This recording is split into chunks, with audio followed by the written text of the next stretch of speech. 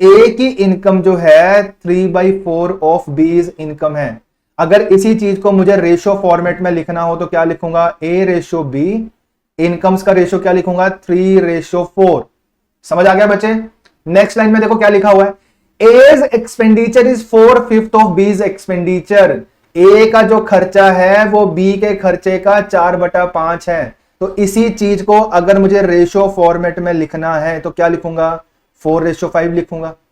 ये भी समझ आ गया। अब देखते हैं तीसरी लाइन में क्या लिखा हुआ है, if A's income is 9/10 of B's expenditure. अब ये लाइन बच्चे ध्यान से समझनी है आपने, क्या लिखा हुआ है, ए की जो इनकम है वो 9/10 ऑफ बीज क्या है, बी के खर्चे का 9/10 है। समझ गए। तो यहां से यदि ए की इनकम और बी के खर्चे का रेशो लिखना हो तो क्या लिखूंगा, 9/10।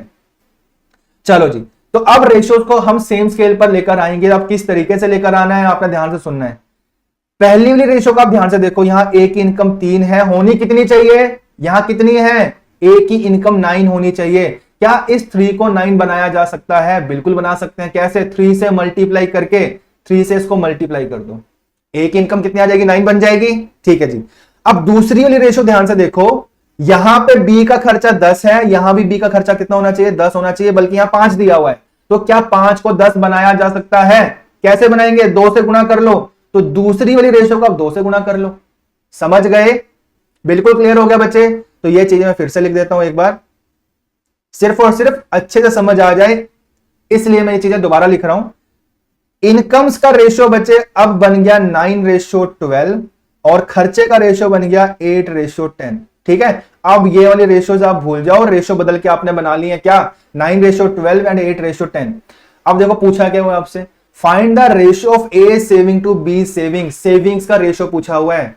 बच्चे जो भी पूछा जाए वो हम सबसे बाद में देखेंगे, सबसे पहले आपने कोशिश क्या करनी है, रेशियो सेम स्केल पर आ जाएं। रेशो सेम स्केल पर लाने के बाद जो मर्जी पूछा जाए आप आसानी से आंसर दे सकते हैं। चलो, तो इस वाले सवाल में बच्चे पूछा हुआ है सेविंग्स का रेशो, तो आपको इनकम, एक्सपेंडिचर और सेविंग्स में रिलेशन पता है। खर्चे, इनकम में से अगर खर्चे घटा दिए जाएं तो सेविंग्स आ जाएंगी। तो यहां एक इनकम कितनी है, 9, खर्चा कितना है 8, तो सेविंग कितनी आ गई 1।